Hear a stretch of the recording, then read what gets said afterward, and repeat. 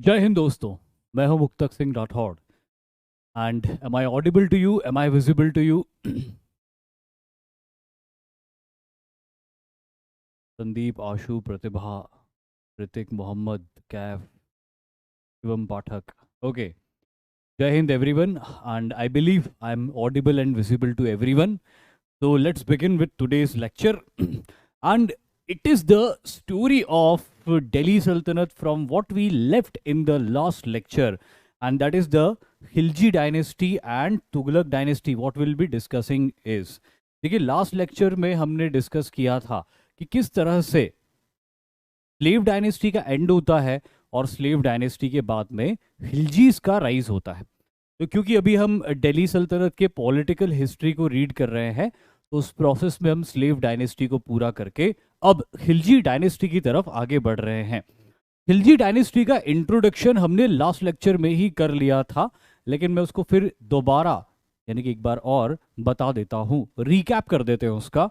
तो हमने बात करी थी कि किस तरह से जलालुद्दीन फिरोज खिलजी ने बलबन के फैमिली को खत्म करके थ्रोन को ऑक्यूपाई किया था 1290 एडी में.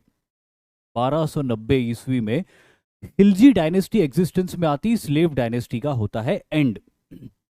अब जलालुद्दीन फिरोज खिलजी के बारे में हमने बात करी थी. 1290 से लेके 1296 के बीच में वो रूल करता है. और जलालुद्दीन फिरोज खिलजी किस टेम्परामेंट का इंसान था, उसके कैरेक्टर के बारे में मैंने आपको बताया था कि वो रिलेटिवली काइंड टेम्पर का था. मैं ये नहीं कह रहा हूँ कि कोई बहुत दयालु था, वो कोई महात्मा था, ऐसा नहीं था, लेकिन रिलेटिवली वो नर्म स्वभाव का था दूसरे दिल्ली के सुल्तानों के कंपैरिजन में. और उम्र भी उसकी 70 साल से ऊपर थी, तो थोड़ा सा ऑब्वियस भी हो जाता था कि इतना नर्म स्वभाव का होना. लेकिन वो कुछ ज़्यादा ही था. मैंने आपको वो स्टोरी भी बताई थी कि उस दिन में वो नाम भूल रहा था, मलिक छज्जू था उसका नाम, जिसने उसके अगेंस्ट रिबेलियन किया था और मौत की सज़ा दी जाती थी उस समय रिबेलियन करने वाले को. और इन्होंने मलिक छज्जू के साथ बैठ के शराब पीनी शुरू कर दी, पार्टी करनी शुरू कर दी. तो वो उस तरह का कैरेक्टर मैंने आपको बताया था, जलालुद्दीन फिरोज खिलजी का था. लेकिन उसके इस कैरेक्टर और इस तरह से अपने दुश्मनों को माफ कर देने का जो टेंडेंसी था, ये उसके अपने लोगों को बिल्कुल पसंद नहीं आ रहा था. और इसीलिए उसके एक ambitious commander, son in law और नेफ्यू जिसका नाम अली गुरशस था, उसने इसके अगेंस्ट कॉन्स्पिरेसी करी. और अली गुरशस्प ने यह कॉन्स्पिरेसी करके जलालुद्दीन फिरोज खिलजी को मार डाला. और इसी के साथ में अली गुरशस्प अलाउद्दीन का टाइटल हासिल करते हुए एक नया रूलर दिल्ली सल्तनत को मिलता है. खिलजी डायनेस्टी को उनका दूसरा रूलर हासिल होता है, जिसका टाइमलाइन होता है 1296 एडी से लेके 1316 एडी तक. यानी कि ये रूल करता है, कुछ कितने साल रूल करता है, मेरा मैथ्स बहुत वीक है, आप काउंट करके बताओ, लेकिन ये बहुत इजी है, मैं भी काउंट कर सकता हूँ. 20 साल तक, और 20 ईयर्स ही कंटिन्यू टू रूल. और जैसे कि मैंने आपको लास्ट लेक्चर में भी कहा था कि ये एक बहुत इंपॉर्टेंट रूलर है दिल्ली सल्तनत का. इनफैक्ट पूरी दिल्ली सल्तनत का स्ट्रॉन्गेस्ट रूलर अगर कोई रहा था तो वो अलाउद्दीन खिलजी ही रहा था. पूरी दिल्ली सल्तनत में बहुत बड़ा एक्सपेंशन और कंसोलिडेशन अलाउद्दीन खिलजी ने किया था. इसीलिए इसका चैप्टर इंपॉर्टेंट हो जाता है बहुत. देखो 20 साल का दौर था इसका, लेकिन ये 20 साल का दौर इसका बहुत ज़्यादा इवेंटफुल दौर था. ठीक है, तो अब देखते हैं क्या क्या इवेंट हुई थी इसकी. तो सबसे पहला इंपॉर्टेंट पॉइंट, अब देखो इवेंटफुल तो बहुत था, कहानियां भी बहुत है. इसके दौर में जो एक्सपेडिशंस हुए, दिल्ली सल्तनत का वास्तविक एक्सपेंशन अलाउद्दीन खिलजी के दौर में हुआ. The true expansion of Delhi सल्तनत took place during the rule of Alauddin Khilji. और क्योंकि बहुत सारे लिटरेचर्स लिखे गए और उनमें से मैक्सिमम लिटरेचर्स अभी भी सर्वाइव करते हैं, इसीलिए उस दौर की बहुत सारी इंफॉर्मेशन है. पर्शियन लिटरेचर्स भी हैं उस दौर के बहुत सारे जो सरवाइव करते, जो मुस्लिम हिस्टोरियंस ने लिखे. साथ ही साथ इंडिजिनस लिटरेचर्स या फिर जिसको हम कहते हैं कि हिंदू लिटरेचर्स भी बहुत सारे हैं जो उस दौर के बारे में लिखे गए हैं. तो both Indian and Persian literatures are evident of whatever happened during his rule. तो इसीलिए मैंने कहा कि कहानियाँ बहुत सारी है, लेकिन अनफॉर्चुनेटली मैं ज़्यादा कहानियों पे नहीं जा पाऊंगा। जहाँ जहाँ मुझे कुछ लगेगा मैं आपको ज़रूर जिक्र करूंगा, लेकिन अगेन हम एग्ज़ाम के पॉइंट ऑफ व्यू से जो जो इंपॉर्टेंट चीज़ें हैं उसके ऊपर ज़्यादा फोकस करते हुए आगे बढ़ेंगे। तो उस प्रोसेस में सबसे पहला पॉइंट जो इसके कैरेक्टर को बहुत कुछ बताता है, जो इसके कैरेक्टर को काफ़ी डिटेल में बताता है, वो है ही एज्यूम्ड द टाइटल सिकंदर ए सानी। सानी का मतलब होता है इक्वल, और सिकंदर नाम है अलेक्जेंडर का पर्शियन वर्ल्ड में। तो ये जो टाइटल इन्होंने लिया था सिकंदर ए सानी, इसका मतलब था इक्वल टू अलेक्जेंडर। मतलब इसने अपने आप को माना था कि I am equal to Alexander. और अलेक्जेंडर दुनिया में क्यों जाना जाता है? अलेक्जेंडर जाना जाता है क्योंकि अलेक्जेंडर ने पूरी दुनिया को जीता था, भारत को छोड़ के, लेकिन फिर भी बहुत बड़ी दुनिया को उसने जीत लिया था। और अलाउद्दीन ऐसा ही बनना चाहता था, उसके लिए आइडियल था अलेक्जेंडर, कि मैं अलेक्जेंडर जैसा बनना चाहता हूँ। उसने पूरी दुनिया को शायद नहीं जीता होगा, लेकिन मैं जीतूंगा उस पूरी दुनिया को। अब जो ये टाइटल था ना इसका, ये ना सिर्फ इसके कैरेक्टर के बारे में बता रहा है, बल्कि ये टाइटल इसके एम्बिशन के बारे में भी बता रहा है कि इसका एम्बिशन वर्ल्ड कॉन्क्वेस्ट का था। और जब दिल्ली सुल्तान के नोबल मैन ने इस एम्बिशन के बारे में जाना, भाई शुरू में तो सबने इसको बहुत सपोर्ट किया कि अरे बहुत अच्छी बात है, कितना अच्छा सुल्तान मिला है कि पैसे बांट रहा है, जहां से भी निकल रहा है सिक्के उछाल रहा है, गोल्ड के, सिल्वर के, किसी को ज़मीनें गिफ्ट दे रहा है, किसी को हाथी घोड़े गिफ्ट गिफ्ट दे रहा है। वो ज़रूरत थी उसकी, क्योंकि अभी अभी वो जलालुद्दीन फिरोज खिलजी का मर्डर करके आया था, तो उसको एक्सेप्टेंस हासिल करने के लिए ज़रूरत थी लोगों को अपनी तरफ करने के लिए, और इसलिए वो ब्राइब कर रहा था लोगों को। लेकिन जब अब नोबलमैन को ये बात पता चली कि यार ये तो वर्ल्ड कॉन्क्वेस्ट की बात कर रहा है। देखो, वर्ल्ड कॉन्क्वेस्ट एक रूलर करता है, लेकिन वो वर्ल्ड कॉन्क्वेस्ट रूलर के लिए किसको लड़नी पड़ती? उसके सोल्जर्स को लड़नी पड़ती, उसके कमांडर्स को लड़नी पड़ती। तो जब इसके कमांडर्स और सोल्जर्स को ये बात पता चली कि यार ये तो वर्ल्ड कॉन्क्वेस्ट के ऊपर निकलने की बात कर रहा है, वर्ल्ड कॉन्क्वेस्ट आसान नहीं होती कहना। हम लोग तो दो वर्ड में कह लेते वर्ल्ड कॉन्क्वेस्ट, लेकिन वर्ल्ड कॉन्क्वेस्ट करने के लिए वर्ल्ड को कॉन्कर करना पड़ता है, जो आसान नहीं होता। आप सड़क पे चल के किसी से लड़ लो, वही आसान नहीं होगा आपके लिए, तो वर्ल्ड कॉन्क्वेस्ट तो बहुत दूर की बात होती। तो सारे नोबलमैन, सोल्जर, मिनिस्टर सब डर गए कि यार ये कहाँ पे डाल रहा है हमको, ये किस परेशानी में डाल देगा हमको, ये वर्ल्ड कॉन्क्वेस्ट के लिए इंडिया से बाहर निकालेगा, और इंडिया जैसी शानदार जगह को छोड़ के हमको अफगानिस्तान के पहाड़ों में दौड़ाएगा, फिर वहाँ से ईरान के रेगिस्तानों में ले जाएगा, फिर पता नहीं कहाँ कहाँ ले जाएगा, परेशान कर देगा। इतना बढ़िया देश मिला है रहने के लिए, सब कुछ तो है यहाँ पे, तो अब वर्ल्ड कॉन्क्वेस्ट हमको नहीं करनी भैया, ऐसा इसके लोग सोचते थे। लेकिन अब बोले कौन सुल्तान को? क्योंकि सुल्तान सन की था। अगर सुल्तान को ऐसी कोई बात बोल दी जाती, कि कोई बोल देता सुल्तान को कि सुल्तान ये आपकी सनक है वर्ल्ड कॉन्क्वेस्ट की, तो सुल्तान चिढ़ जाता, और चिढ़ के वो कुछ भी कर सकता था। उस समय कोई डेमोक्रेसी तो थी नहीं, उस समय कोई कॉन्स्टिट्यूशन तो था नहीं, सुल्तान ही डेमोक्रेसी था, सुल्तान ही डिक्टेटर था, और सुल्तान ही कॉन्स्टिट्यूशन था। तो अगर उसको बुरा लग गया तो वो कुछ भी कर सकता था। अब बोले भी तो बोले कौन? बिल्ली के गले में घंटी कौन जाके बांधे? तो दिल्ली का एक बहुत बुजुर्ग कोतवाल था, दिल्ली का एक बहुत बुजुर्ग कोतवाल था, जो कि इल्तुतमिश के जमाने से सर्व करता आया था, नौकरी करता आया था दिल्ली सल्तनत की। क्योंकि वो बुजुर्ग था, उसने कई सुल्तानों का दौर देखा था, इसीलिए उसका बहुत मान सम्मान था। और इसीलिए सबने उसको कहा कि हुजूर आप समझाइए इसको, आप समझाइए, आप बुजुर्ग हैं, आपका बहुत नाम है, ये भी आपको जानता है, आप पहले भी मिल चुके हैं इससे जब ये कमांडर की हैसियत से था, तो आप समझाइए। उस कोतवाल ने इसको जो समझाया वो बड़ा सुनने लायक बात थी। कोतवाल ने इसको कहा कि जो आपने वर्ल्ड कॉन्क्वेस्ट का एम्बिशन चुना है वो तो बहुत ही बढ़िया है, आप नहीं चुनोगे तो कौन चुनेगा वर्ल्ड कॉन्क्वेस्ट का, आप ही तो लायक हो वर्ल्ड कॉन्क्वेस्ट के। लेकिन ये वर्ल्ड कॉन्क्वेस्ट करने से पहले इंडिया का कॉन्क्वेस्ट तो कर लो, इंडिया तो पूरा अनकॉन्कर्ड है। एक बार इंडिया का कॉन्क्वेस्ट कर लोगे, उसके बाद पूरी दुनिया पड़ी कॉन्कर करने के लिए। यानी कि उस कोतवाल ने इंटेलिजेंटली उसके, देखो अलाउद्दीन खिलजी का एम्बिशन एक तूफान की तरह बढ़ता हुआ आ रहा था, तो उस कोतवाल ने उस बढ़ते हुए तूफान को रोका नहीं, रुकने की गलती नहीं करी, उसने उस तूफान को एक दूसरी डायरेक्शन दे दी। उसने बोला वर्ल्ड कॉन्क्वेस्ट नहीं, पहले इंडियन कॉन्क्वेस्ट करो, और जब वो हो जाएगी तब हम वर्ल्ड कॉन्क्वेस्ट करेंगे। अलाउद्दीन को भी ये बात सही लगी कि यार अभी तो बहुत बड़ा है हिंदुस्तान जीतने के लिए, तो क्यों ना पहले इसको जीता जाए, फिर वर्ल्ड कॉन्क्वेस्ट की बात की जाए। और वो मान गया, वो कन्विंस हो गया। तो ये बहुत सीखने वाली बात है उस कोतवाल से कि किसी के बढ़ते हुए एम्बिशन, जो तूफान की तरह बढ़ते हुए एम्बिशन को कभी रोको मत, उसको एक नई दिशा दे दो। किसी की एनर्जी को रोकने की बजाय उसको एक नई दिशा दे दी जाए, वही उसने किया।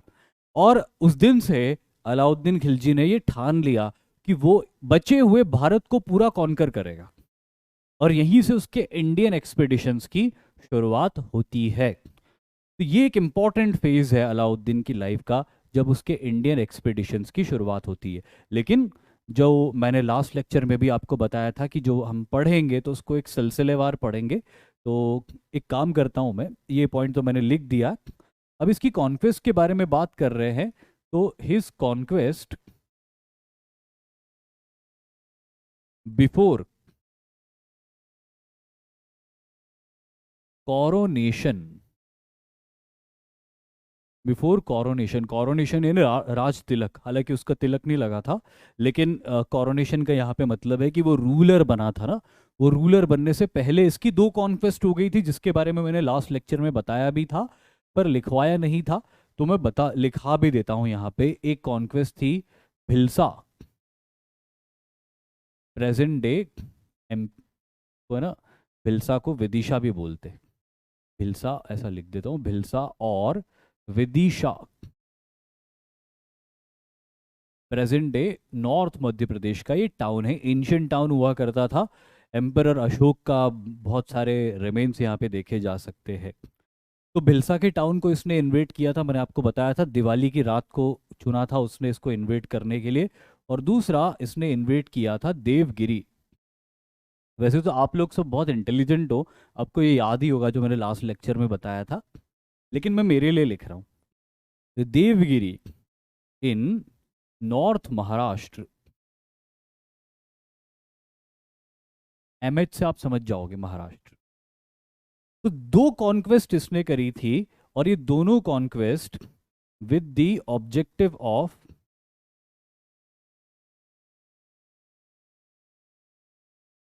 With the objective of plundering wealth. ये भी हमने देखा था कि उसको वेल्थ चाहिए थी, और वेल्थ क्यों चाहिए थी, ताकि वो जो तख्ता पलट करे ना, तो उसको अपोज करने वालों को वो ब्राइब कर सके। देवगिरी की कॉन्क्वेस्ट के साथ में उसने मैट्रिमोनियल अलायंस भी किया था।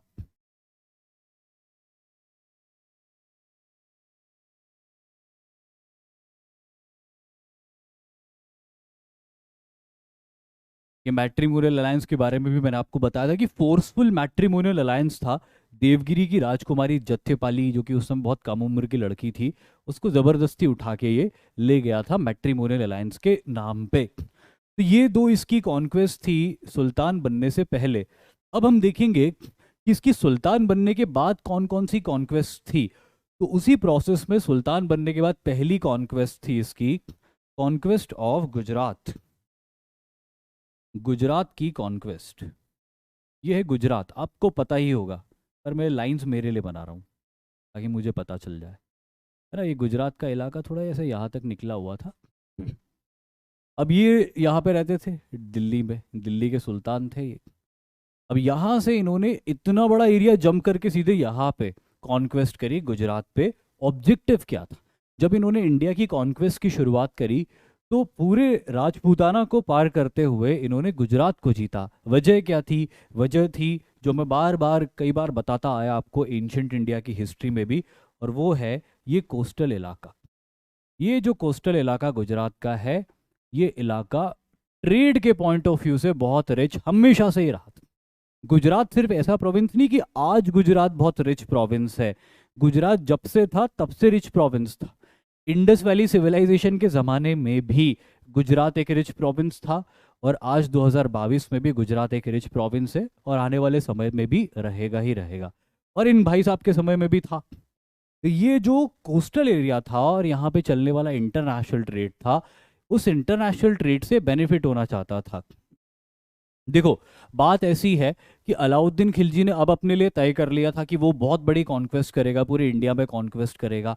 और कोई भी ऐसा रूलर जिसका दिमाग ठिकाने पे हो, वो रूलर मिलिट्री कॉन्क्वेस्ट से पहले अपने खजाने को भर लेना चाहेगा।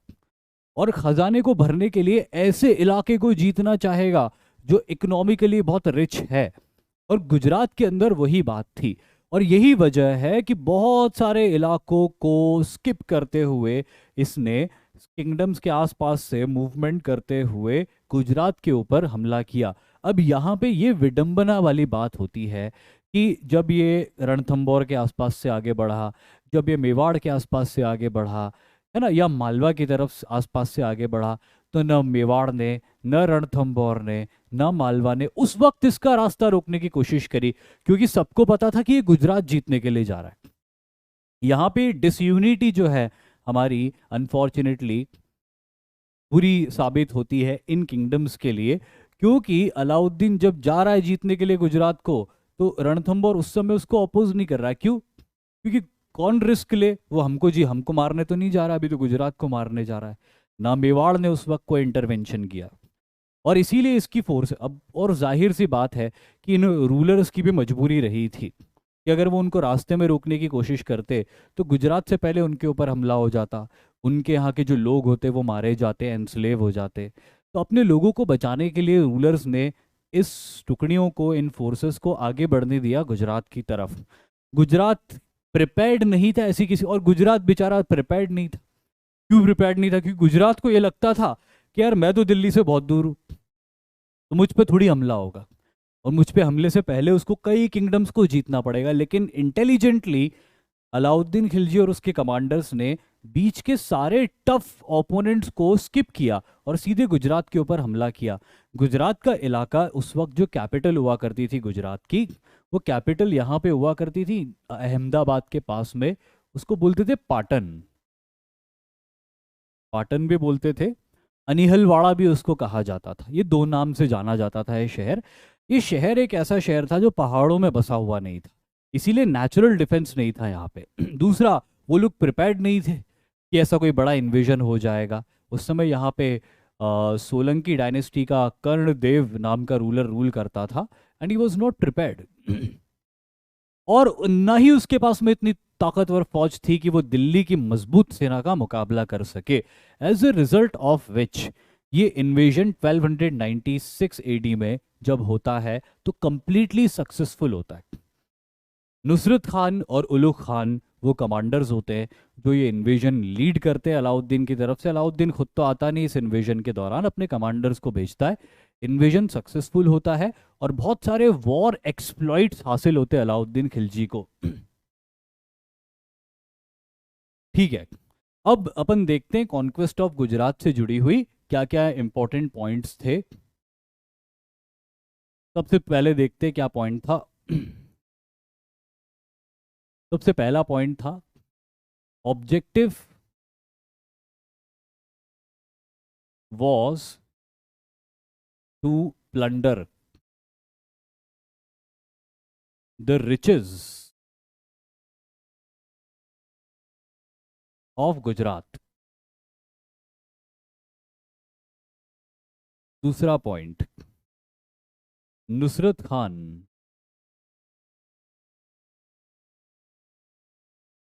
And Ulugh Khan led the invasion. ये दोनों कमांडर्स इनके बहुत वेटरन कमांडर्स थे। नुसरत खान, उलुग खान, जफर खान, ये बड़े बड़े नाम थे उस समय दिल्ली सल्तनत के, बड़े बड़े कमांडर्स थे। तीसरा, इट वॉज इटनी, Gujarat. Gujarat was ruled by, कौन रूल करता था इसको अभी अभी मैंने बताया आपको, कर्णदेव सोलंकी। कुछ कुछ किताबों में इसको वाघेला भी कहा गया है। दोनों ही गलत नहीं है, ठीक है। एक ही वंश है वो। और फिर गुजरात वॉज कॉन्कर्ड इजीली। आसान था गुजरात का कॉन्क्वेस्ट, कोई बड़े चैलेंज का अनफॉर्चुनेटली सामना नहीं करना पड़ा। अगला point, Rani Kamala Devi was taken POW, prisoner of war, and a eunuch slave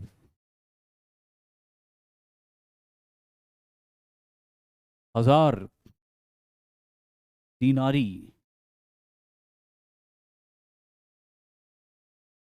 was obtained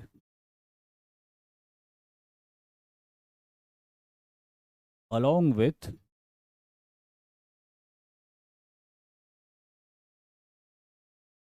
lot of wealth।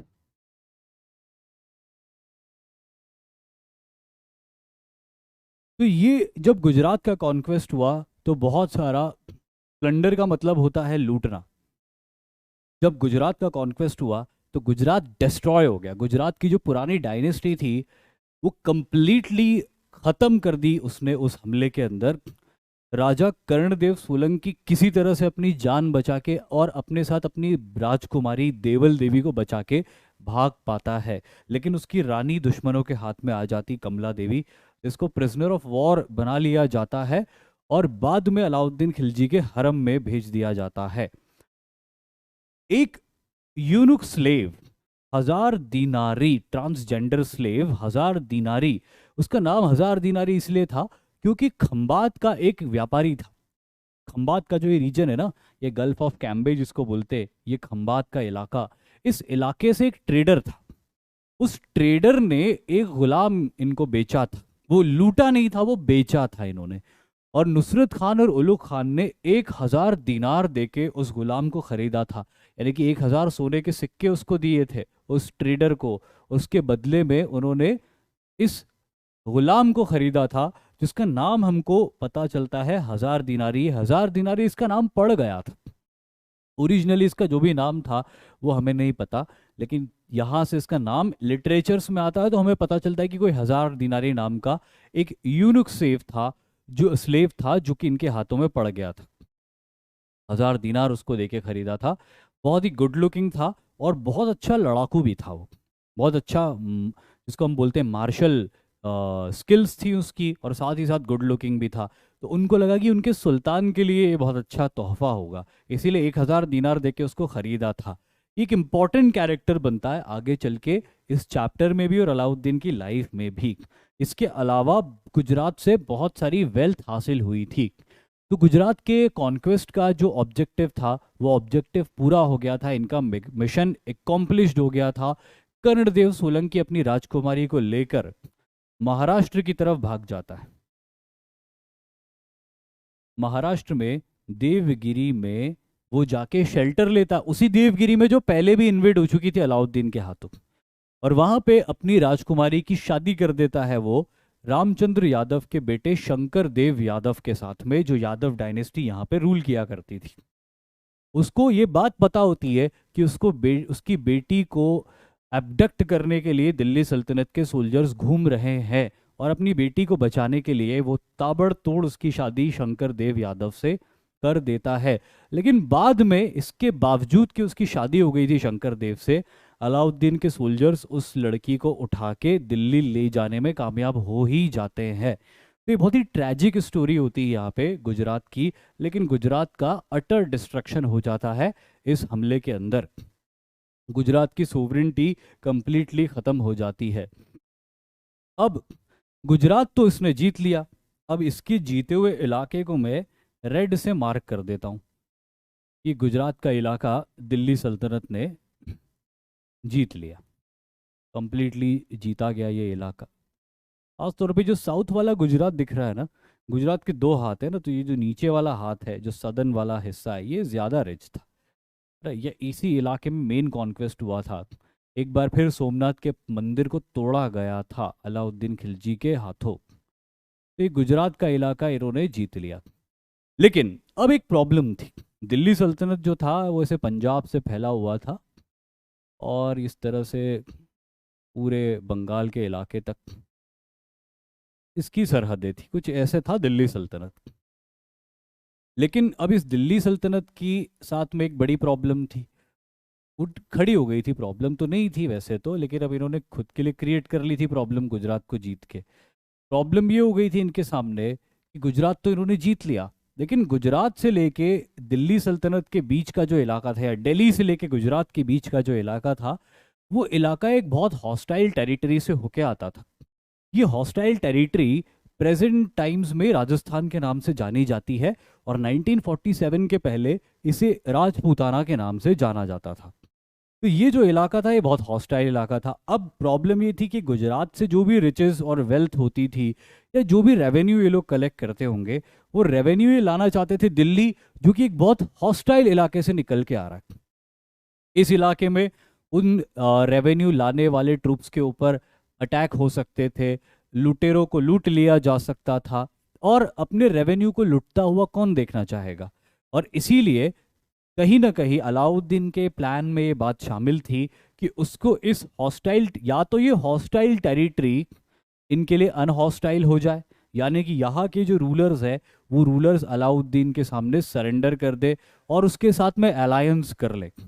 या फिर दूसरा तरीका था कि वो इन रूलर्स के ऊपर अटैक करके उनको न्यूट्रलाइज कर दे, और उनको न्यूट्रलाइज करके एक रास्ता बना ले गुजरात से दिल्ली के बीच में। तो आगे के जो उसके कॉन्क्वेस्ट हैं वो इसी ऑब्जेक्टिव को पूरा होने करने के लिए किए जाते। अब इसी प्रोसेस में एक्सपेडिशंस ऑफ राजपूताना की अगर जब हम बात करते, तो एक्सपेडिशन का ऑफ राजपूताना में सबसे पहला नाम आता है यहाँ पे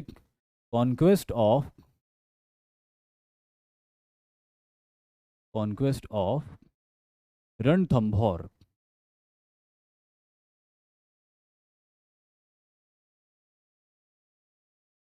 रणथंभौर का नाम आपने सुना होगा। रणथंभौर भारत में बहुत मशहूर है, और आज की तारीख में रणथंभौर भारत के अंदर मशहूर है एक नेशनल पार्क होने के नाते, एक टाइगर रिजर्व होने के नाते। तो एक बहुत ही खूबसूरत जगह है रणथंभौर, लेकिन इसका बहुत पुराना इतिहास भी है। और यहाँ पर एक घमासान लड़ाई लड़ी गई थी इन द ईयर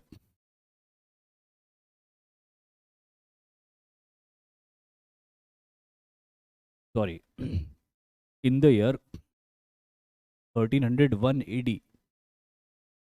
1301 एडी में यहाँ पर एक बहुत घमासान लड़ाई हुई थी, जिसमें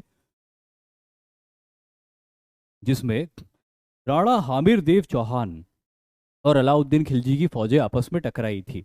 तो रणथंभौर के बारे में अगला important fact, Ranthambore was ruled by Rana Amir Dev Chauhan.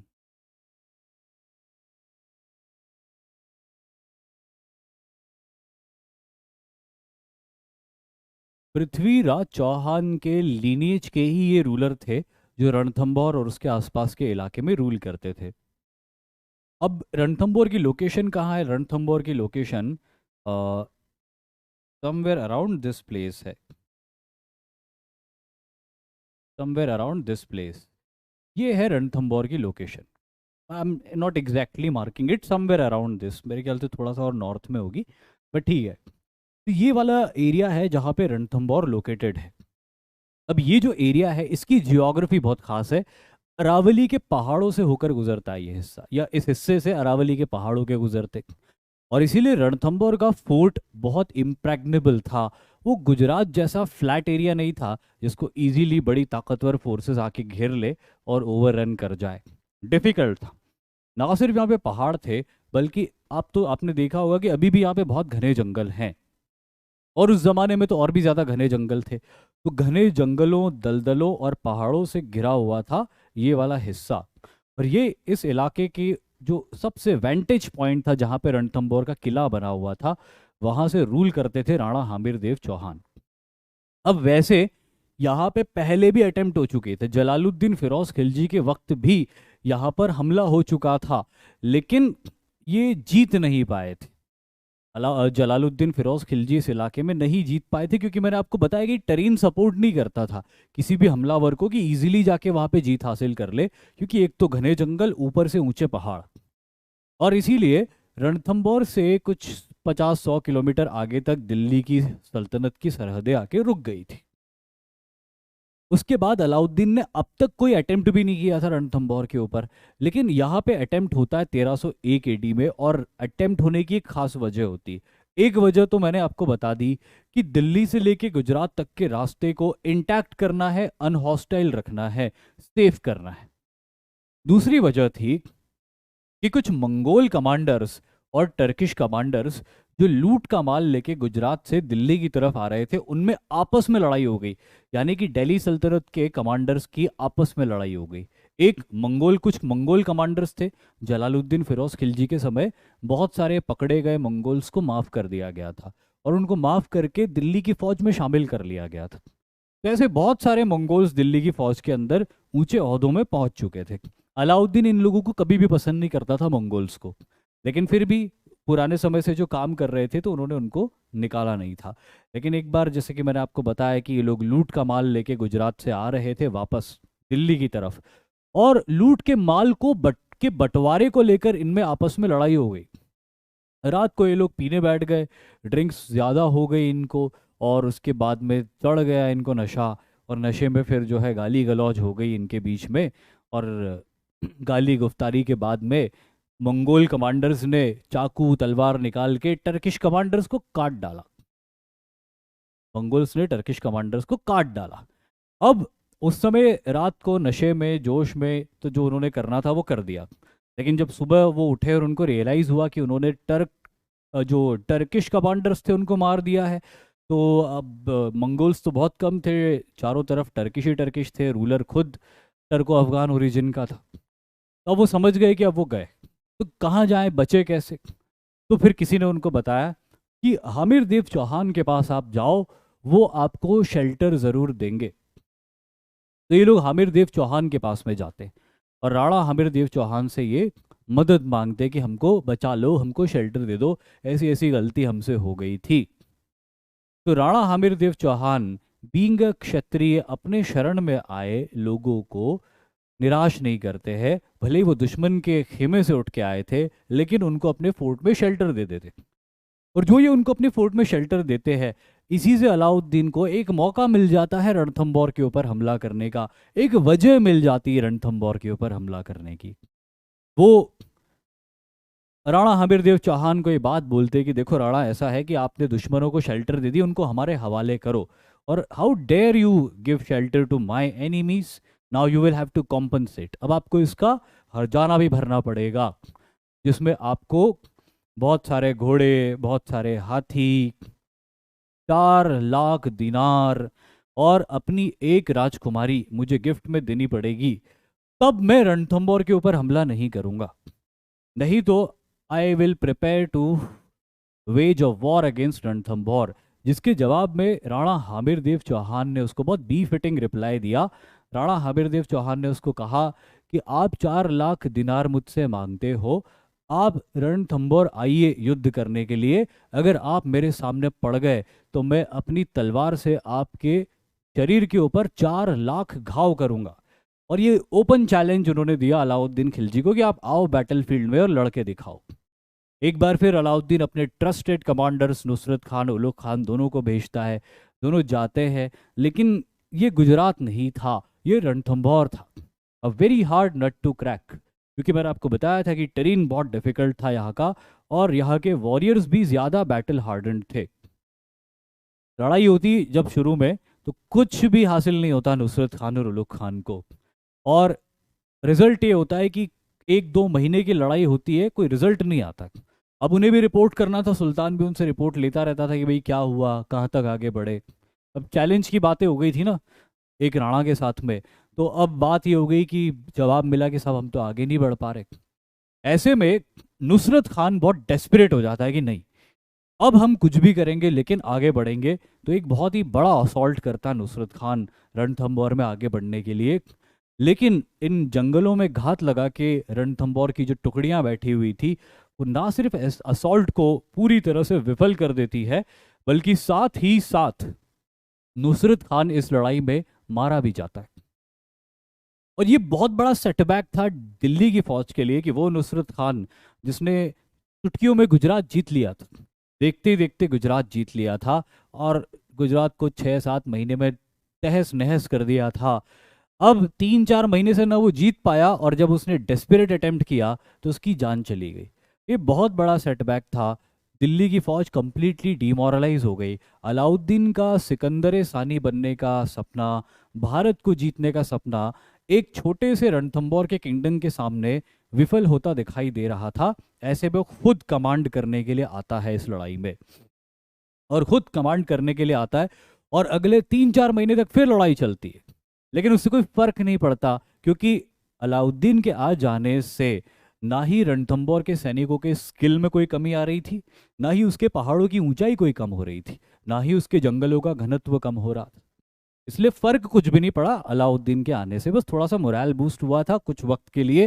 वो मोरल भी धराशायी हो गया कि भाई अब क्या, अब तो हम जीत ही नहीं पा रहे रणथंभौर को। और फिर अलाउद्दीन खिलजी जब तलवार के जोर पर रणथंभौर को नहीं जीत पाता है, तो फिर वो टैक्टिक्स प्ले करने पर उतर आता है, और वो रणथंभौर को लेटर लिख के भेजता है कि वाह भाई मान गए तुम्हारा लोहा, बहुत ही बढ़िया लड़े तुम। अब हम चाहते कि तुम्हारे साथ दोस्ती कर ले, हमारा भी टाइम वेस्ट हो रहा है यहाँ पे, तुम भी परेशानी में हो, तुम्हारी भी घेराबंदी तो करके ही रखी हमने, तो आओ हम मिलकर समझौता कर लेते। मिनिस्टर्स ने ये वार्न किया राणा हामिर देव चौहान को कि प्लीज आप न जाएं, आप मत जाओ इससे बात करने के लिए, इसका कोई भरोसा नहीं। तो आपकी जगह किसको भेजे, तो इन्होंने इनके 2 कमांडर्स को भेजा। एक कमांडर का नाम था रणमल और दूसरे का नाम था रतिपाल। तो रतिपाल और रणमल जाते हैं राणा की तरफ से नेगोशिएशंस करने के लिए अलाउद्दीन के कैंप में, और अलाउद्दीन इनको इतना बढ़िया वेलकम करता है, इनको सारी सुख सुविधा देता है, और इनको तोड़ लेता है ब्राइब करके, लालच देके, ये करके वो करके, तमाम चीज़ें करके इनको ब्रेक कर लेता है कि अगर तुमने मेरी मदद करी, अगर तुमने मेरी मदद करी रणथंभौर के किले को जीतने के लिए, तो ये किला जीतने के बाद मैं रूलर तुम्हें बनाऊंगा, मेरे बिहाफ पे मेरे फ्यूडल लॉर्ड तुम हो गए यहाँ के। और ये लालच आता था रणमल और रतिपाल के मन में, और वो बिट्रे करते राणा हामिरदेव चौहान के साथ। और उस बिट्रेल की वजह से रणथंभौर के किले का फॉल होता है। वरना रणथंभौर नहीं जीतने वाला था अलाउद्दीन खिलजी, लेकिन इस बिट्रेल की वजह से रणथंभौर का फॉल हो जाता है। रणथंभौर के अंदर जौहर और साका होता है। जौहर एक ऐसा ट्रेडिशन होता था जहाँ पर फीमेल्स अपने आप को दुश्मन के हाथ में पड़ने से बचाने के लिए या तो पानी में कूद के सुसाइड कर लेती थी, या फिर प्रेफरेबली एक बहुत बड़ी अग्नि प्रज्वलित करके, फायर लाइट अप करके उसके अंदर कूद कर खत्म कर लेती थी अपने आप को। ऐसा कहते हैं कि रणथंभौर में जो जौहर हुआ था वो जल जौहर था। और इसी के साथ साथ जब इनकी डेथ हो जाती है, तो इनके जितने भी मेल रिलेटिव्स होते हैं वॉरियर्स, वो सारे के सारे वॉरियर्स केसरी या बाना पहन के एक फाइनल फाइट टू डेथ की तरह के लिए जाते थे, जिसमें कि वो ये इंश्योर करते थे कि अपने मरने से पहले वो ज़्यादा से ज़्यादा दुश्मन को मार दे। और इस तरह से रणथंभौर के अंदर भी जौहर और साका होता है। एक इंटरेस्टिंग बात यहाँ पे ये है कि वो मंगोल कमांडर जिसका नाम मोहम्मद शाह था, उसको जब ये बात पता चलती है कि अभी यहाँ पे ऐसा होने वाला है, जौहर और साका ऐसी चीज़ें होने वाली है, तो मोहम्मद शाह कहता है राणा हामिर देव से कि ये आप क्या कर रहे हो, मैं कौन हूँ आपके लिए, कुछ कुछ भी नहीं हूँ, अभी कुछ दिन कुछ महीनों से आप मुझे जानते हो, मेरे लिए आपने अपना सब कुछ दांव पे लगा दिया। अब मैंने सुना है कि आपकी पूरी फैमिली सेल्फ इमोलेशन करेगी, आप लोग फाइनल फाइट टू डेथ के लिए जाओगे। तो मोहम्मद शाह इनसे कहता है कि प्लीज़ आप ऐसा मत करिए, मैं नहीं चाहता कि मेरी वजह से आपकी फैमिली डिस्ट्रॉय हो जाए। लेकिन राणा हामिर देव नहीं मानते हैं। राणा हामिर देव ये कहते हैं कि ये बहुत सौभाग्य की बात होती है किसी राजपूत के लिए कि वो जौहर और साका जैसी प्रैक्टिसेस करे, और आपके ज़रिए हमको ये प्रैक्टिस करने का मौका मिला है, और इसीलिए हम पीछे नहीं हटेंगे।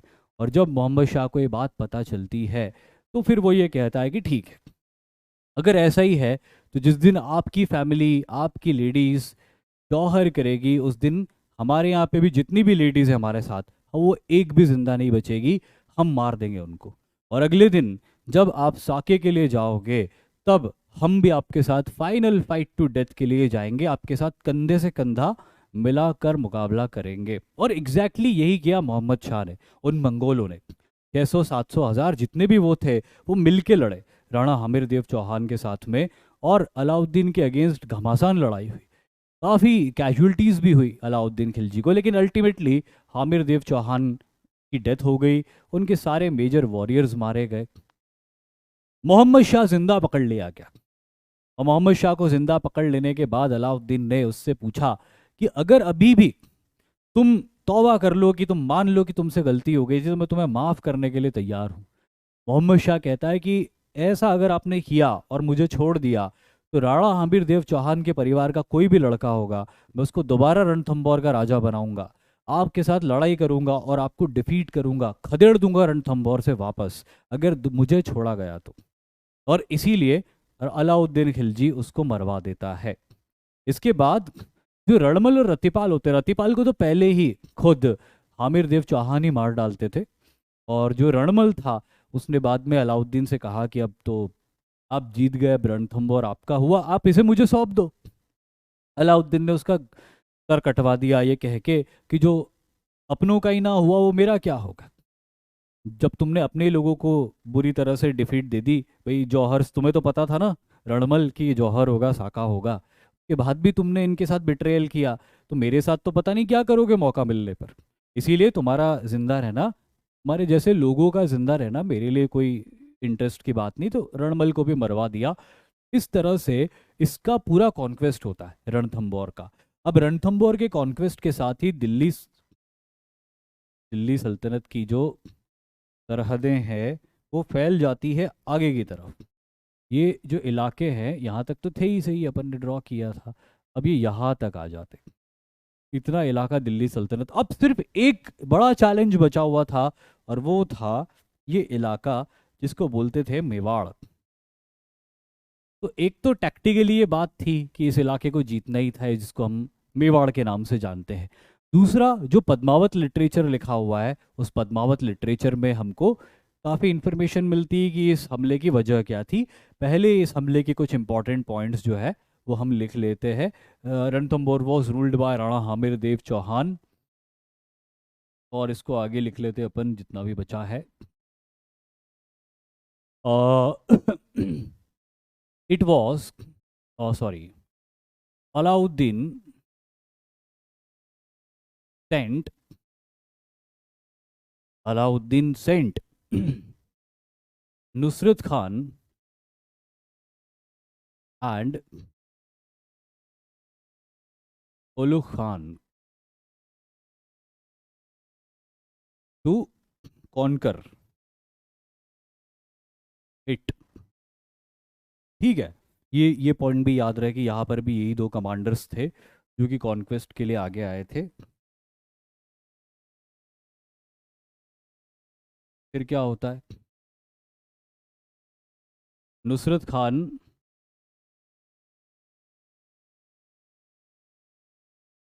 Was killed and the fight went on up to 6 months. लगभग 6 महीने, आधा साल हो गया था इनको लड़ते हुए। At last Alauddin used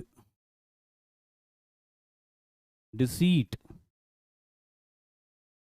to take Ranthambore. कहानी मैंने पूरी बता दी, लिख नहीं सकता यहाँ पे, लेकिन deceit to take Ranthambore.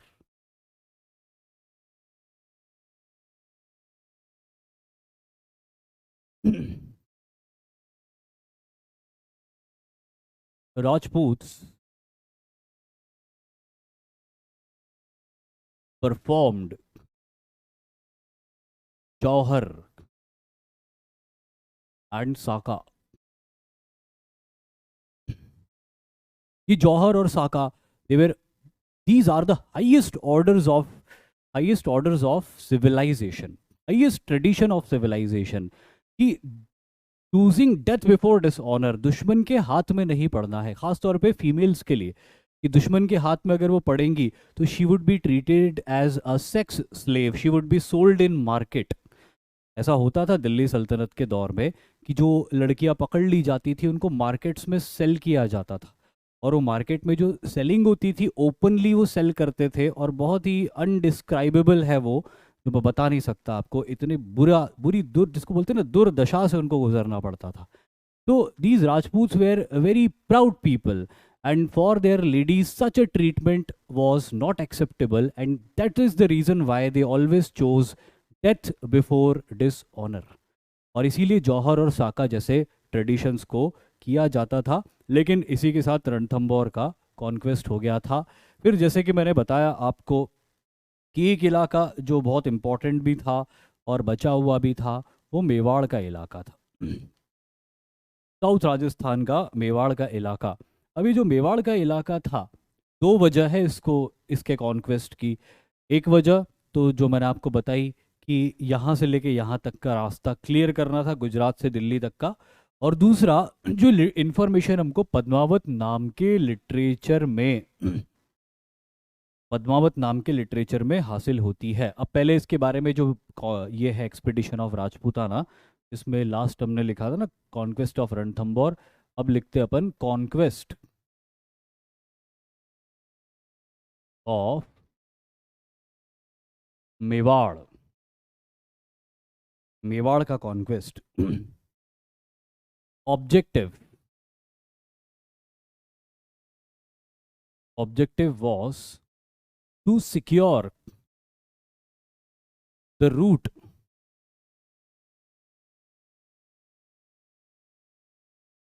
between route between, ऐसा नहीं लिखते, रूट बिटवीन रणथंबोर, क्योंकि वो तो जीत लिया था, एंड गुजरात, गुजरात और रणथंबोर के बीच के रूट को सिक्योर करना था। ये इलाका भी ये इलाका भी अरावली के पहाड़ों से होके जाता था। और एक और ऑब्जेक्टिव था, तो कॉमा लगा के आगे लिखते अपन, according to Padmavat literature, lust for queen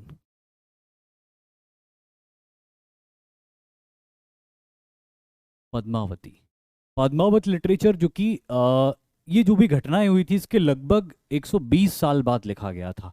और वो लिटरेचर लिखा था प्रेजेंट डे उत्तर प्रदेश के इलाके में रहने वाले एक स्कॉलर ने, जिनका नाम था मलिक मोहम्मद जायसी।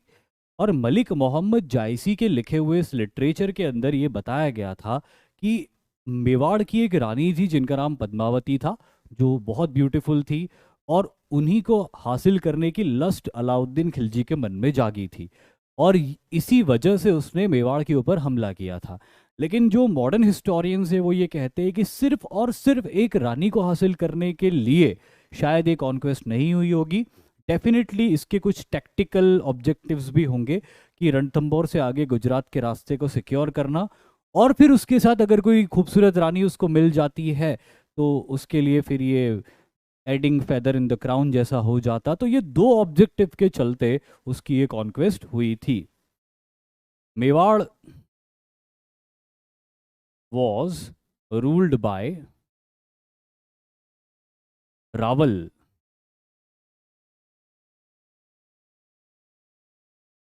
रतन सिंह।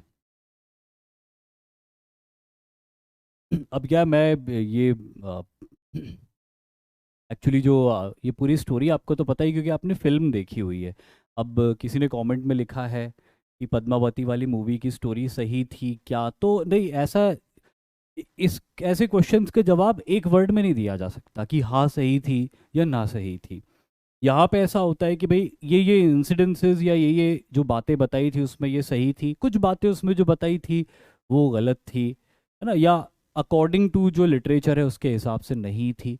तो वैसे यही बात थी कि भाई कुछ कुछ चीज़ें उसके अंदर जो बताई थी वो बिल्कुल सही बात थी, लेकिन कुछ चीज़ें उसके अंदर बताई गई थी वो बहुत गलत थी। जैसे उसके अंदर एक चीज़ बताई थी कि वो दिल्ली में ले जाते हैं रावल रतन सिंह को और वहाँ जाके उसको कैप्टिव बनाते हैं। फिर ये लोग खुद पद्मावती भी आती हैं और उतर के आके वो दिल्ली के अंदर बड़ा ड्रामा होता है कि वो जेल के अंदर जाके, ऐसा कुछ भी नहीं है, ऐसा हो नहीं सकता, प्रैक्टिकली पॉसिबल नहीं था। ना ये रावल रतन सिंह को दिल्ली तक ले गए थे, और ना ही अगर कहीं पे भी ले गए थे, खुद पद्मावती आई ही नहीं थी दुर्ग से नीचे, गढ़ से नीचे वो नहीं उतरी थी। तो ये बहुत सारी ऐसी चीज़ें उसके अंदर देखो जब कोई फिल्म बनती है ना, तो कोई सी भी फिल्म हो, कितना भी अच्छे डायरेक्टर उसको बना रहे हो, उनको लोगों को एंटरटेन करने के लिए एक सिनेमेटिक लिबर्टी लेनी होती है। अगर वो सिनेमेटिक लिबर्टी लेते हुए नहीं बनाएंगे, एग्जैक्टली वैसा ही बना देंगे जैसा हुआ था, तो वो बहुत बोरिंग हो जाएगा। बहुत बोरिंग नहीं भी तो कम से कम वो जितना जो उनका आर्ट है वो उस आर्ट को नहीं पोर्ट्रे कर पाएंगे। जैसे मैं एक एग्जांपल देता हूँ आपको, कि वही वाली मूवी का एग्जांपल देता हूँ, पद्मावत मूवी का, कि उसमें आपने देखा होगा पद्मावत मूवी में कि जो लिबास पहनते, खास तौर पे जो मेवाड़ के अंदर जो ड्रेसेस पहनी हुई है, जो ज्वेलरी पहनी हुई है, रियल लाइफ में उस दौर में वैसी ज्वेलरी या वैसी चमक दमक वाली ड्रेसेस नहीं पहनते थे मेवाड़ के अंदर। मेवाड़ एक बहुत रिच किंगडम नहीं था। मेवाड़ एक स्ट्रेटेजिकली बहुत इंपॉर्टेंट जगह थी, इसमें कोई डाउट नहीं है, लेकिन मेवाड़ एक छोटा किंगडम था।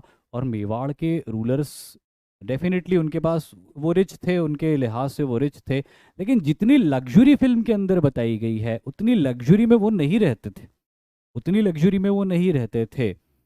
अब अगर वो जैसे रहते थे वैसा का वैसा बता देंगे तो आपको मज़ा नहीं आएगा देखने को कि यार राजा राजा नहीं लग रहा, या फिर रानी को, रानी जो है वो थोड़े, इसके कपड़े, इससे अच्छे कपड़े तो मेरे पास है, ऐसा कोई लड़की सोच सकती है कि यार इससे अच्छी साड़ी तो मेरे पास है। लेकिन बात यह है कि फिल्म वालों को दिखाना पड़ता है चीज़ें ताकि लोगों को देखने में अच्छी लगे, है ना, और इसीलिए इसको सिनेमेटिक लिबर्टी लेते हैं। इसलिए कोई भी फिल्म जो होती है उस फिल्म के आगे डिस्क्लेमर लगा हुआ होता है कि हम जो दिखा रहे हैं एंटरटेनमेंट के लिए दिखा रहे हैं इसको, हिस्ट्री से इसका सिर्फ इंस्पिरेशन है। और बाकी वो बोल देते ना कि भाई प्लीज़ कोई बुरा नहीं माने, हमारे यहाँ मकसद किसी की भी भावनाओं को हर्ट करने का नहीं है। तो वो सब तो कह रहे हैं पहले ही, खुद खुद ही तो कह रहे हैं वो लोग कि हम सच नहीं हैं, या एटलीस्ट हम पूरा सच नहीं है। तो फिर हमारे मन में ये क्वेश्चन आना ही नहीं चाहिए कि ये सच है कि नहीं है। जब उन्होंने खुद कह दिया डिस्क्लेमर में कि हम सच नहीं है, तो हम पूछे ही क्यों ये क्वेश्चन कि वो सच है। सच क्या है ये जानना हो तो बुक्स रीड करो, जो पुराने हिस्टोरियंस हैं उस दौर के, उन्होंने जो लिखा हुआ है उसको रीड करो। तो रीड करोगे तो तुमको पता चलेगा कि सोशियो इकोनॉमिक पॉलिटिकल मिलिट्री चीज़ें कैसी होती थी उस वक्त, लोग क्या करते थे उस वक्त, क्या खाते थे, कैसे रहते थे, तो आपको पता चलेगी चीज़ें, है ना। तो ये फिल्मों विल्मों को ज़्यादा वो मत किया करो आप, एंटरटेनमेंट के लिए देख ली बहुत अच्छी बात है देखना चाहिए बिल्कुल। तो Mewar was ruled by Rawal Ratan Singh, है ना। अब ठीक है अब क्या लिखूं आगे, सब तो बता दिया मैंने, ठीक है। अलाउद्दीन अटैक्ड इन 1303 एडी, 1303 एडी। एक बड़ी इंटरेस्टिंग बात है, जब ये फिल्म रिलीज हुई थी तो इनके जो डायरेक्टर थे संजय लीला भंसाली जी, उन्होंने इस फिल्म को रिलीज किया था 1:03 पे। उसका जो सॉरी जो फिल्म को रिलीज नहीं किया था, उसका जो ट्रेलर रिलीज किया था वो 1:03 पे रिलीज किया था। उनसे किसी ने पूछा 1:03 कोई खास वजह, उन्होंने बताया कि जब आवर्स में काउंट करते हैं तो 1:03 1303 होता है। 1303 ही वो साल था जब ये घटना हुई थी, ये दुर्घटना हुई थी, और इसीलिए 1:03 मतलब 1303 आवर्स पे उन्होंने उस ट्रेलर को रिलीज किया था। खैर ये तो एक ऐसे ही फैक्ट था, एग्जाम में नहीं आएगा, है ना। तो ये Alauddin attacked in 1312 AD, 3 AD, and the fight continued for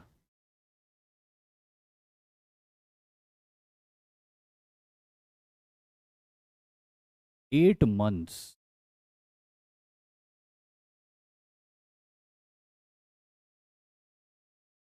अगस्त और सितंबर के एंड में आके किला फतेह हुआ था।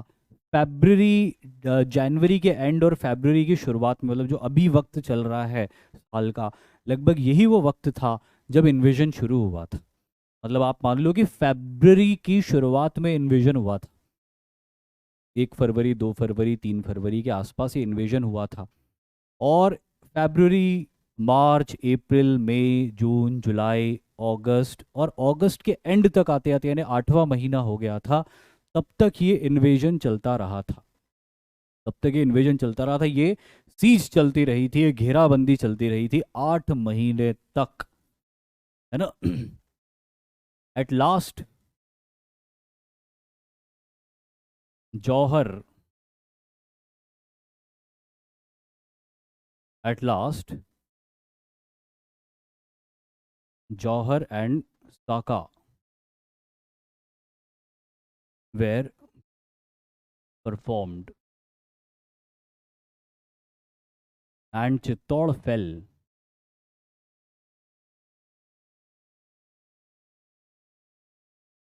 गढ़ों में गढ़, चित्तौड़गढ़, बाकी सब गढ़ैया, ऐसी कहावत है। तो ये जो चित्तौड़ का किला था, a very hard nut to crack, बहुत मुश्किल है इसको जीतना। मुझे नहीं पता आप में से किसी ने चित्तौड़ विजिट किया है कि नहीं किया है, और वर्थ है एक बार विजिट करना उसको। चित्तौड़ का जो किला था बहुत डिफिकल्ट था जीतने में, बहुत लंबी लड़ाई हुई। आप समझ गए कि अलाउद्दीन के पास में सीज क्राफ्ट के बहुत अच्छे इंजन्स थे, बहुत अच्छे वेपन्स थे, जो कि किले के अंदर बॉम्बार्डमेंट भी कर सकते थे। उसके बाद भी 8 महीने की घेराबंदी यहाँ पे होती है और तमाम ड्रामा यहाँ पे होता है। और उसके बाद में जब इस किले का फॉल होने की कगार पे आता है, वो फॉल इसलिए हुआ था इस किले का, न यहाँ पे कोई डिसीट हुई थी, न किसी कमांडर ने कोई धोखा दिया था, न अलाउद्दीन किसी को ब्राइब कर पाया था इस इलाके के अंदर।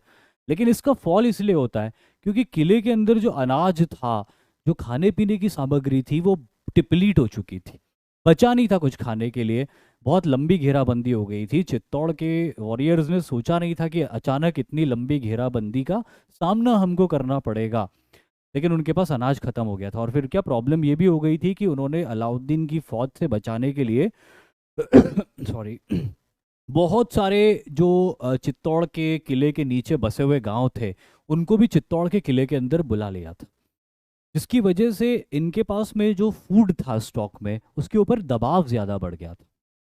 और यही वजह है कि फूड जल्दी ख़त्म हो गया था। वरना ये फूड 1.5 साल तक चल सकता था। बट फिर क्या होता है कि जब वो देखते हैं कि अब there is no chance to win, जो फाइनल फाइट टू डेथ करते हैं, जिसके बारे में बता चुका हूँ आपको, जौहर और साका, आई एम सॉरी, जौहर और साका के बाद में चित्तौड़ का फॉल हो जाता है। लेकिन एक यहाँ पे इंटरेस्टिंग बात ये है, मैं लिख देता हूँ आखिरी पॉइंट में। ये बात है 1303 की, जब चित्तौड़ का फॉल होता है। इन द ईयर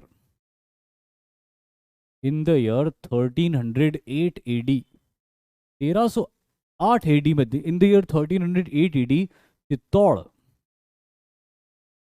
गढ़ was retaken by the Rajputs।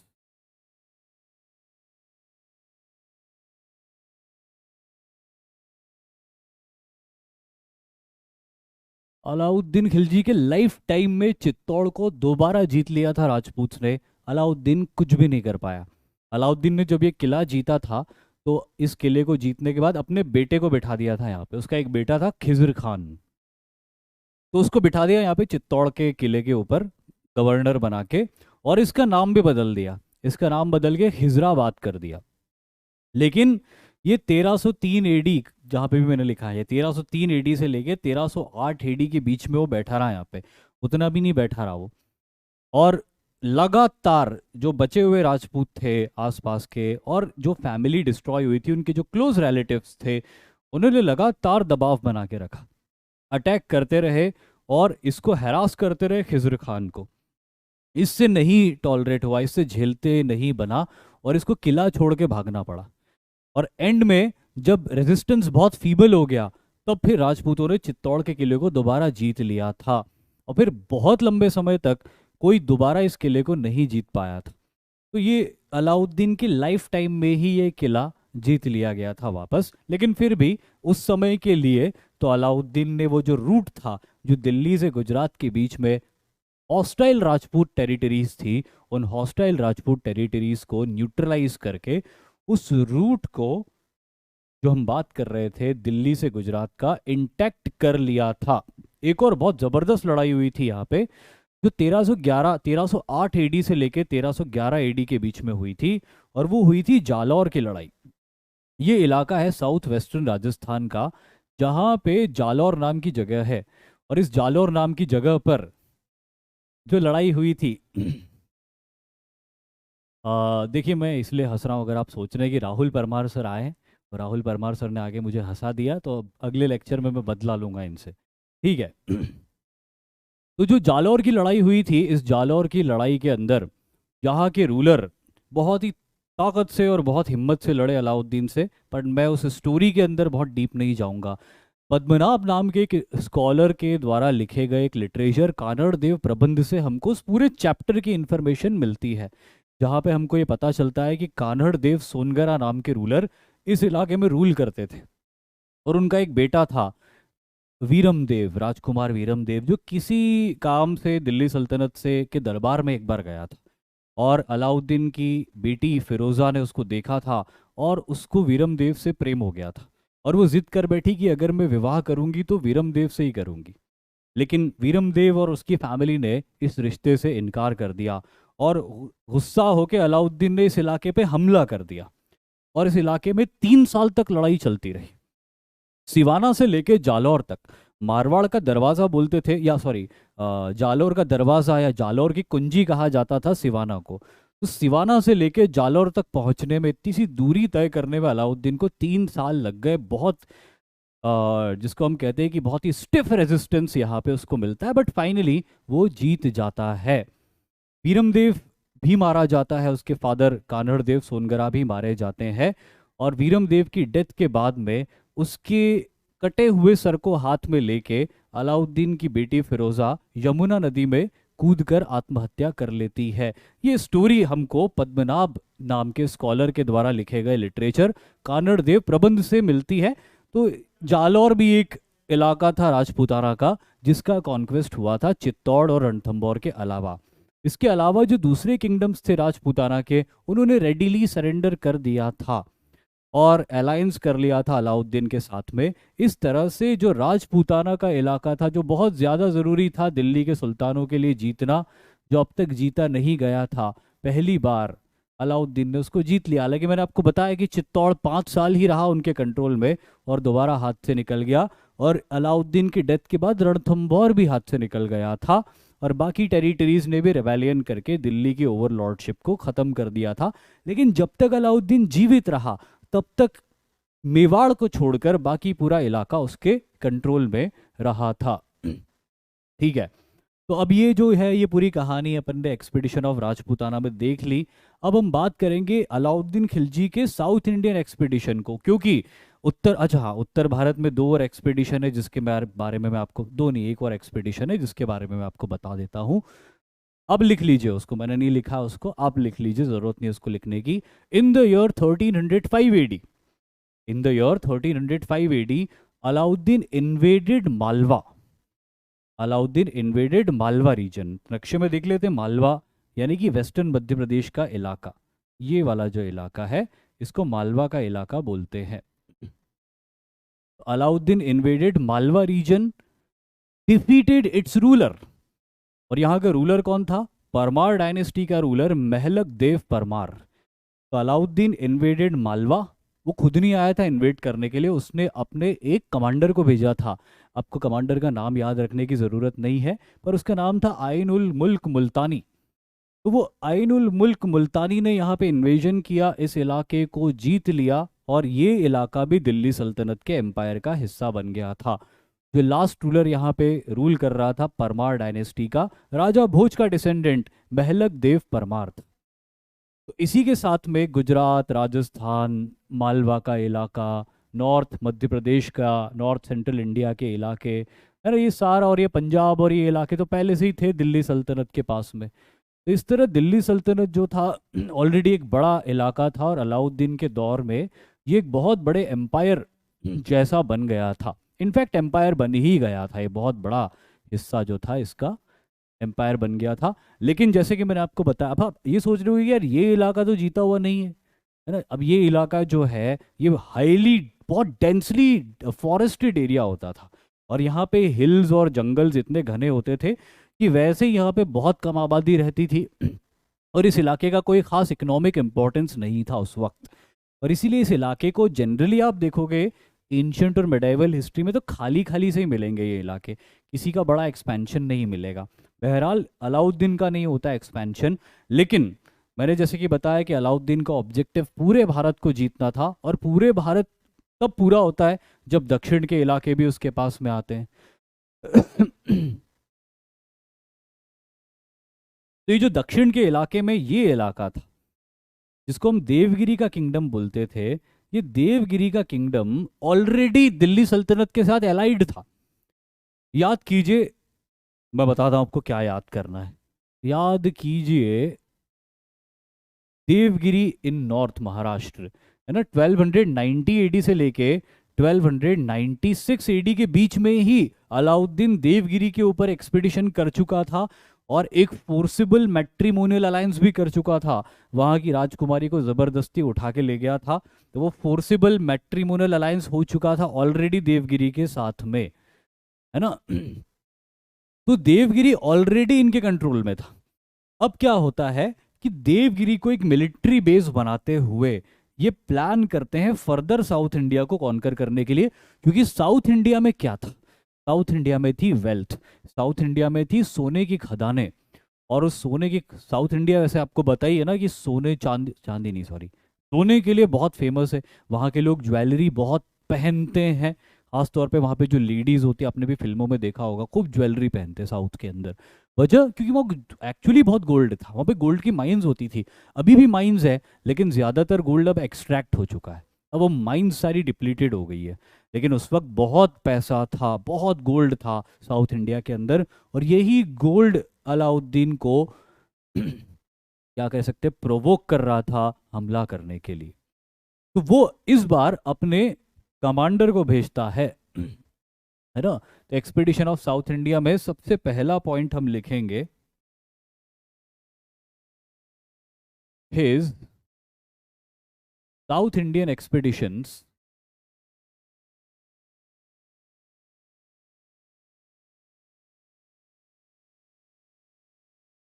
Where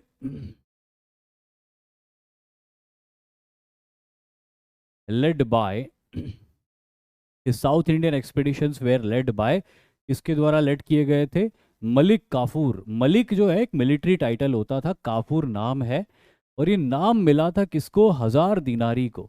ये वही हजार दिनारी था, ये वही हजार दिनारी था जिसको हजार दिनार खरीद के खंबात के एक व्यापारी से खरीदा था नुसरत खान और उलुग खान ने। एक यूनुक था, एक ट्रांसजेंडर था, और बहुत ही बढ़िया वॉरियर था। आगे चल के अलाउद्दीन का एक ट्रस्टेड कमांडर भी बन गया था, मलिक के ओहदे तक वो पहुंचा था। तो मलिक काफूर पूरे साउथ इंडिया के एक्सपीडिशंस को लीड करता है, और first invasion was eight Warangal. आज का जो तेलंगाना का इलाका है, इस तेलंगाना के इलाके में समवेयर अराउंड दिस प्लेस, ये जो इलाका है वारंगल का इलाका, इस इलाके में उस वक्त रूल करती थी एक पावरफुल डायनेस्टी जिसको कहते थे काकटीय डायनेस्टी। वारंगल, है ना, it was ruled by Kakatiya dynasty.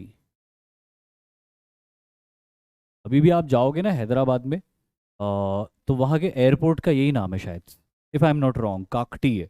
तो ये काकटीय डायनेस्टी वहाँ पे रूल करती थी। उस डायनेस्टी का रूलर था, रूलर का नाम भी लिख देते हैं, प्रताप रुद्र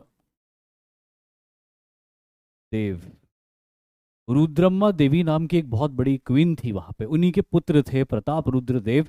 बड़ी ताकतवर आर्मी थी इनके पास में, वेल्दी किंगडम था इनके पास में। और मलिक काफूर ने जब हमला किया इनके ऊपर, तो इनकी और मलिक काफूर के बीच में, दिल्ली सल्तनत की फोर्स के बीच में पिच्ड बैटल हुआ था, आमने सामने की लड़ाई हुई थी। इस आमने सामने की लड़ाई में प्रताप रुद्र देव की आर्मी ने मलिक काफूर को डिफीट कर दिया था, खदेड़ दिया था। मलिक काफूर को यहाँ से रिट्रीट करके वापस जाना पड़ा था अपने स्ट्रॉन्ग होल्ड देवगिरी के अंदर, जिसको मिलिट्री बेस बना के उसने काकटी डायनेस्टी के ऊपर हमला किया था। तो ये एक ऐसी लड़ाई थी, एक अकेला ऐसा पिच्ड बैटल था अलाउद्दीन का, जो कि उसने लूज, उसकी आर्मी ने लूज किया था। लेकिन जल्दी ही उन्होंने मालवा से, गुजरात से रीइंफोर्समेंट्स बुलवाई, और रीइंफोर्समेंट्स बुलवा के दोबारा हमला किया 1308 एडी में। ये हमला जो है 1308 एडी में हुआ था। तो दोबारा हमला किया, इस बार इन्होंने प्रताप रुद्र देव को डिफीट कर दिया। और डिफीट करने के बाद वारंगल का भी वही हश्र हुआ जो उत्तर भारत के अलग अलग टाउन्स का हुआ था, जबरदस्त डिस्ट्रक्शन, लूटपाट। और फिर वारंगल से आगे बढ़ते हुए ये पहुंचे present day north Karnataka region में। और यहाँ पर एक और इम्पॉर्टेंट जगह थी जिसको कहते थे, जिसका नाम था, जिसका नाम था द्वार समुद्रम।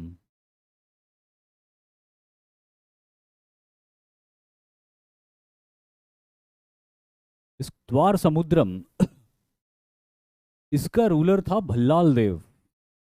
वो वाला नहीं जो आप सोच रहे हो। सेकंड invasion was at द्वार समुद्र।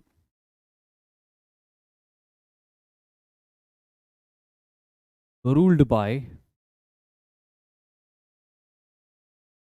वीर भल्लाल देव।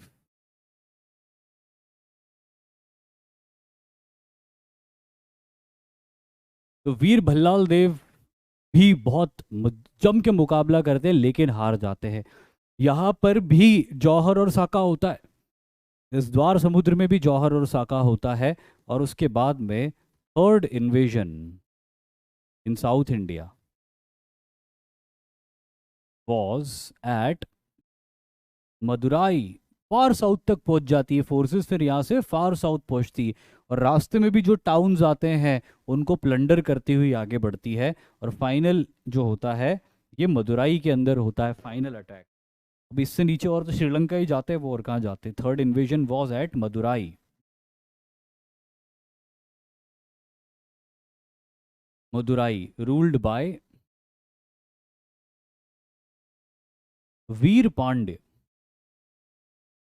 अब वीर पांड्य का हौसला बहुत टूट चुका था, क्योंकि अलाउद्दीन खिलजी की फोर्सेस फार नॉर्थ नॉर्थ से कॉन्कर करते हुए आ रही थी। दिल्ली से चली चली राजपूताना, राजपूताना से मेवाड़, मतलब मेवाड़ भी राजपूताना में ही है, गुजरात, मालवा, देवगिरी, वारंगल, द्वार समुद्र, और सभी को जीत लिया उसने। तो वीर पांड्य का हौसला पूरी तरह टूट चुका था। उसे यकीन नहीं था कि जब सभी हार गए उससे, तो वो कैसे जीत पाएगा। और इसीलिए अपनी कैपिटल और अपने लोगों को डिफेंसलेस छोड़ के वीर पांड्य भाग गया। और इस डिफेंसलेस शहर मदुराई को बुरी तरह से लूटा दिल्ली की फौज ने। और इसके साथ ही दिल्ली खूब सारा वेल्थ इकट्ठा करता है साउथ इंडिया से। एक इम्पॉर्टेंट बात यहाँ पे ये है कि अलाउद्दीन खिलजी ने जो दिल्ली, जो साउथ इंडिया के कॉन्क्वेस्ट में जो स्ट्रेटेजी अपनाई, वो स्ट्रेटेजी ये थी कि उसने परमानेंट कॉन्क्वेस्ट नहीं करी, सिर्फ वेल्थ लूटी और वापस आ गया। जैसे राजपूताना के इलाके को जीता, मेवाड़ को, तो मेवाड़ में अपने बेटे को बिठाया, उसका नाम बदला, खिजराबाद किया। साउथ में ऐसा नहीं किया, इलाका जीता, दौलत लूटी और वापस आ गए। तो साउथ के अंदर इन्होंने ऑक्यूपेशन नहीं किया, प्लंडर किया। तो इसको अपन लिख लेते हैं, Delhi followed the policy of plunder and not occupation in south. तो दक्षिण में इन्होंने सिर्फ लूट हासिल करी, क्योंकि दक्षिण के इलाकों को अगर वो ऑक्यूपाई करने की कोशिश करते तो बहुत मुश्किल होता, क्योंकि मैं पहले भी बता चुका हूँ कि एक्सेस रूट इतने आसान नहीं थे। मध्य भारत से दक्षिण भारत की तरफ जाने वाले पहाड़, जंगल, नदियाँ बहुत सारी थी। एक बार का एक्सपेडिशन हो गया वो बड़ी बात थी, अब उसको परमानेंटली बना के रखना आसान नहीं था। तो इस तरह से साउथ इंडिया के कॉन्क्वेस्ट भी हो जाते हैं लगभग 1308 से लेके 1311 के बीच में। अब होता यह है कि जो इंडिया इनको जीतना था वो तो जीत लिया इन्होंने। अब सवाल ये था कि जो दिल्ली के कोतवाल थे उन्होंने कहा था ना कि भाई तुम सिकंदर ए सानी कहना चाहते हो अपने आप को, तो पहले इंडिया को फतेह करो, इंडिया को फतेह करने के बाद फिर दुनिया को फतेह करने के लिए निकलना।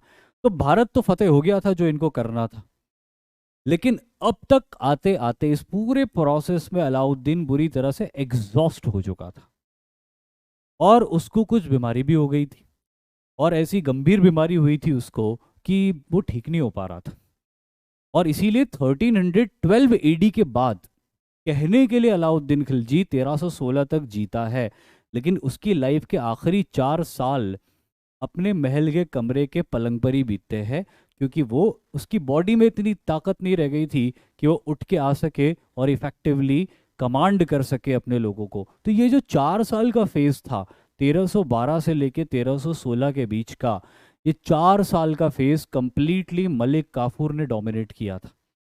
ये 4 साल का फेज में नाम था अलाउद्दीन खिलजी का, लेकिन एक्चुअली रूल मलिक काफूर ही कर रहा था।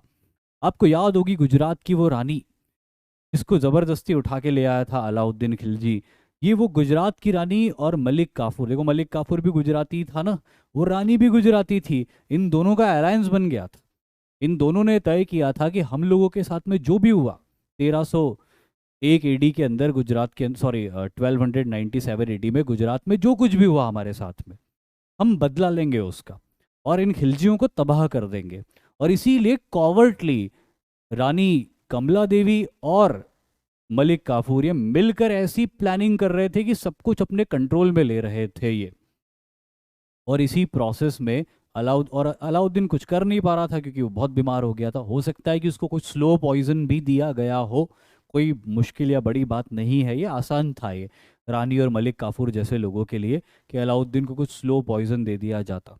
लेकिन उसकी हालत बहुत ख़राब रही। 1316 एडी में उसकी डेथ हो गई, और उसकी डेथ के बाद उसको पहले मलिक काफूर ने सक्सीड करने की कोशिश करी, लेकिन मलिक काफूर को मार डाला गया।